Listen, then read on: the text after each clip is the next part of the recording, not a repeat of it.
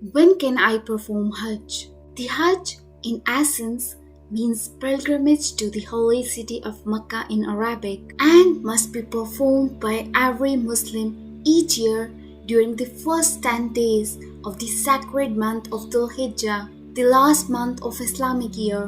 Before you arrive at Mecca to start Hajj, it's important to make your intention within your heart. The intention must be to perform the Hajj for the sake of Allah alone, with a desire for the hereafter. In this second step, you will enter into the state of Ihram. For men, this means wearing the designated white cloth with one piece wrapped around your shoulder and one around your waist. Ladies can wear any cloth of their choice but should ensure they observe the rules of hijab. Face covering and full covering shoes, however, are not permitted. Footwear must be in the form of sandals for both men and women. The rules around the clothing of Ihram are extremely simple yet strict and must be adhered to. Throughout these holy days, we should also be particularly mindful of our behavior and words.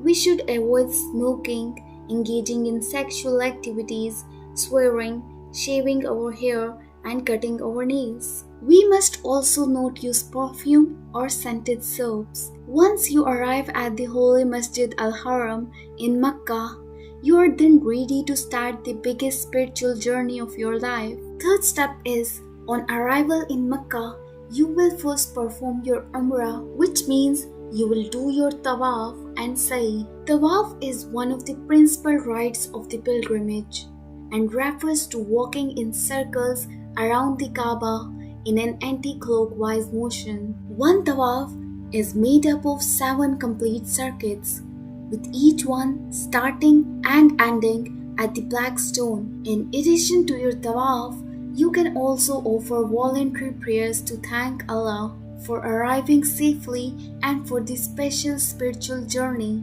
After you have performed your tawaf, you will then perform what's known as Sa'i, walking and running between the 2 hills of Safa and Marwa.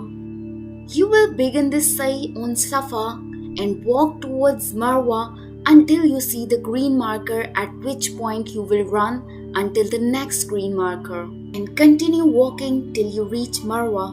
This completes 1 lap. You will then return to Safa to complete your second lap. Your Sa'i is complete once you have performed a total of 7 laps between Safa and Marwa. This is an important ritual in memory of Prophet Ibrahim's wife Hajra and her struggle in the desert in search of water for her son Prophet Ismail alayhi salam. Once Sa'i is complete, men will have their hair clipped or shaved, whilst a woman clip her hair to the length of her fingertip. This marks the completion of your Umrah, allowing you to leave Ihram until the 8th of Dhul Hijjah. The 8th day of Dhul Hijjah marks the beginning of the days of Hajj. You will purify yourself and enter the state of Ihram once again. In the state of Ihram, you are not permitted to smoke, swear, shave, clip your nails, or engage in any form of sexual relations. Fighting and arguments are also banned, and participants are prohibited from hunting, killing, or unjustifiable breaking anything. You must also avoid scented products like perfumes, moisturizers, makeups, or soaps. You may, however, substitute them for unscented toiletries which are permissible to use.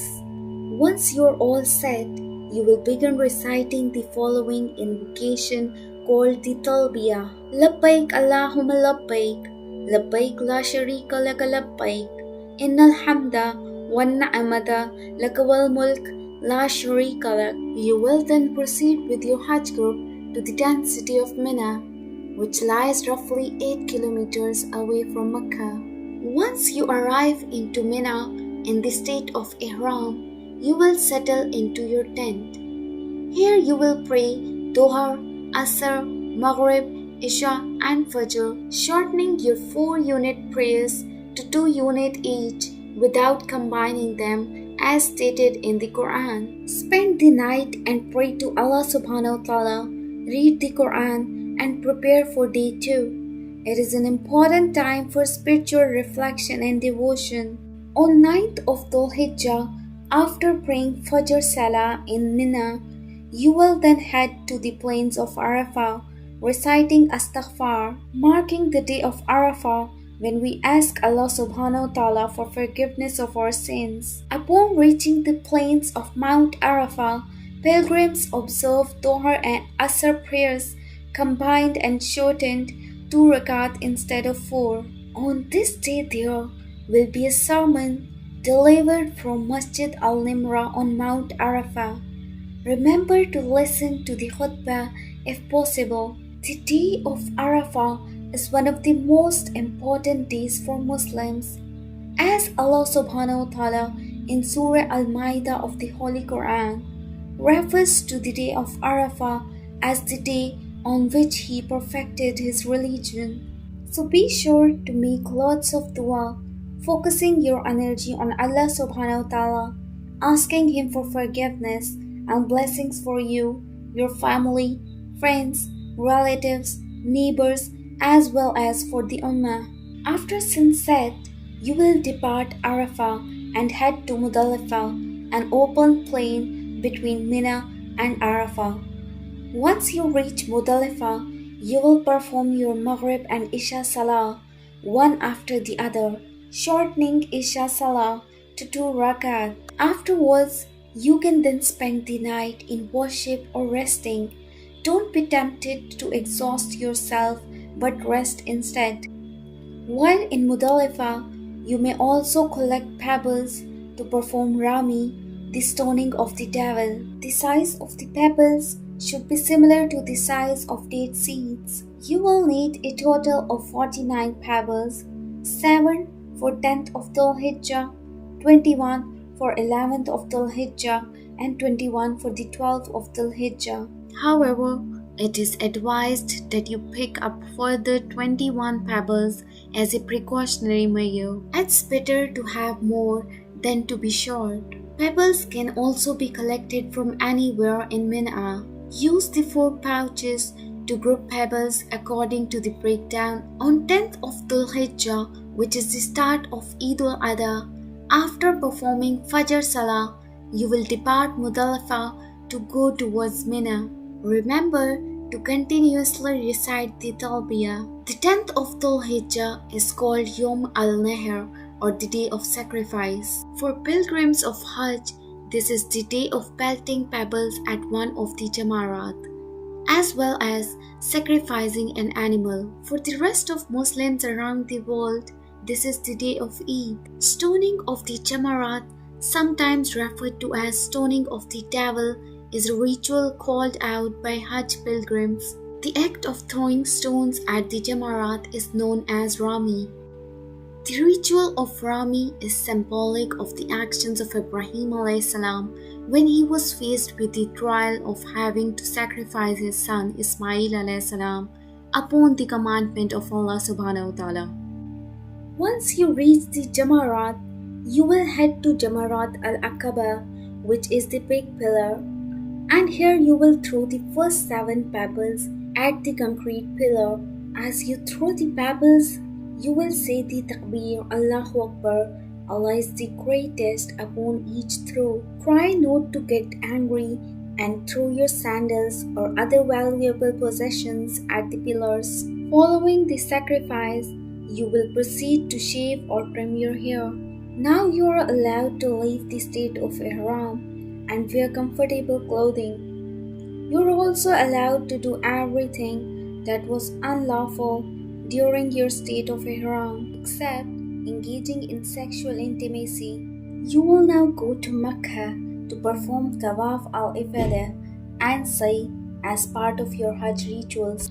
Tawaf al-Ifadah and Sa'i are obligatory. You must perform them after the Rami, sacrifice, and shaving of the head. On 10th and 12th Dhul Hijjah, the Tawaf and Sa'i can be done.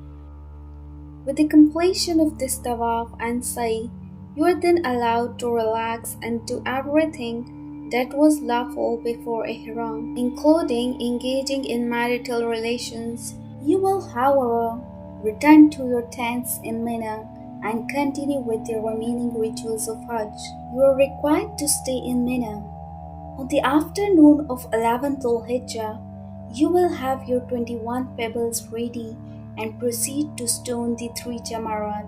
You will begin with Jamara al-Awla, the small pillar, then Jamara al-Wusta, the middle pillar, and finally Jamara al-Uqba, the big pillar.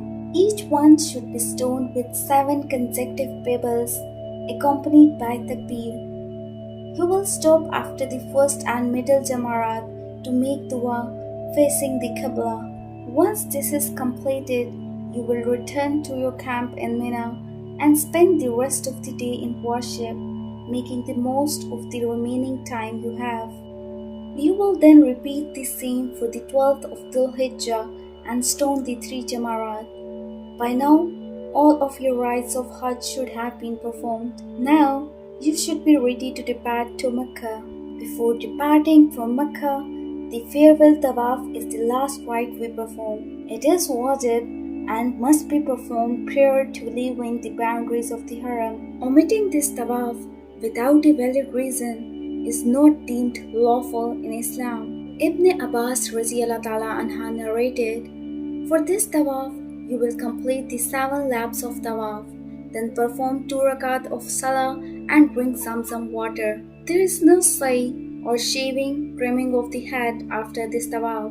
Hajj Mubarak, you have now completed your Hajj. For those of us unable to travel and perform Hajj, the first 10 days of the month Dhul-Hijjah are a second chance to earn the mercy and forgiveness of Allah subhanahu wa ta'ala after Ramadan. Don't forget to watch our video of how should we spend the 10 days of Dhul-Hijjah to earn the mercy and forgiveness of Allah subhanahu wa ta'ala during these days.